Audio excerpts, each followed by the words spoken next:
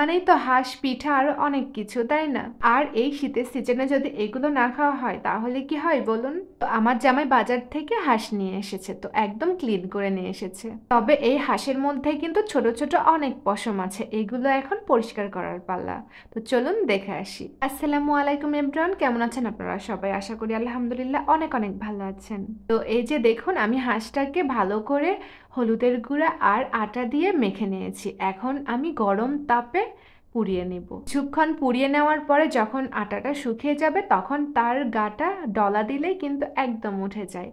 আর এদিকে দেখুন, আমার কিন্তু হাঁস কেটে নেওয়া হয়ে গেছে, কেটে ধুয়েও নিয়েছি। আর এদিকে আমি চুলাইতে কড়াইটা বসিয়ে দিয়েছি, দিয়ে তার মধ্যে আমি পেঁয়াজ কুচি দিয়েছি, 1 কাপ আদা রসুন বাটা দিয়েছি, আর দারচিনি, ছোট এলাচ, তেজপাতা, আর এগুলো দিয়ে আমি কিছুক্ষণ কষিয়ে নিয়েছি। তারপর আমি সব ধরনের গুঁড়া মশলা দিয়ে কষিয়ে নিচ্ছি। আর আদা বাটা, রসুন বাটা তো দেওয়াই লাগবে, তাই না?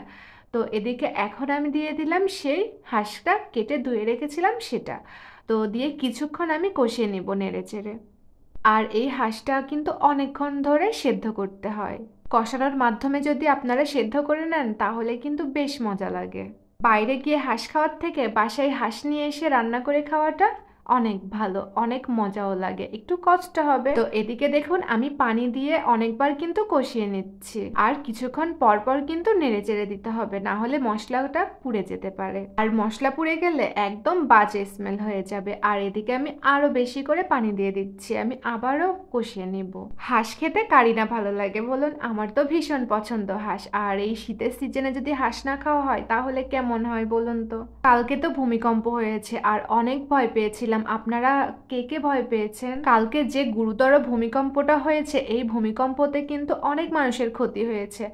আমরাও বেশ ভয় পেয়ে গেছিলাম। আল্লাহর অশেষ রহমতে আমরা সুস্থ আছি আলহামদুলিল্লাহ। আল্লাহর কাছে লাখ লাখ কোটি কোটি শুকরিয়া জানাই। আর এদিকে আমি জিরা ভাজাটা দিয়ে দিচ্ছি। আপনাদের সাথে গল্প করতে করতে আমার রান্নাটা কিন্তু প্রায় কমপ্লিটই হয়ে গেল। জিরা ভাজাটা দেওয়ার পর আমি আরো কিছুক্ষণ কষিয়ে নিব। তেলটা যখন একদম উপরে উঠে আসবে তখন আমি নামিয়ে নেব।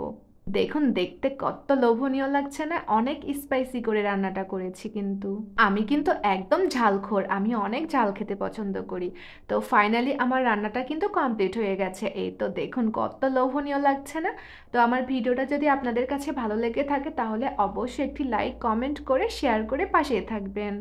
অনেক জিলাপি খেতে ইচ্ছা করছিল, তো ওয়াজ মাহফিল হচ্ছিল, তো ওখানে নাকি জিলাপি পাওয়া যাচ্ছিল, তো ওখান থেকে গরম গরম জিলাপি আর পেঁয়াজু নিয়ে এসেছে, তো অনেক মজা ছিল। তো আজকে এ পর্যন্ত, আবার অন্য একটি ভিডিও নিয়ে দেখা হবে। আসসালামু আলাইকুম।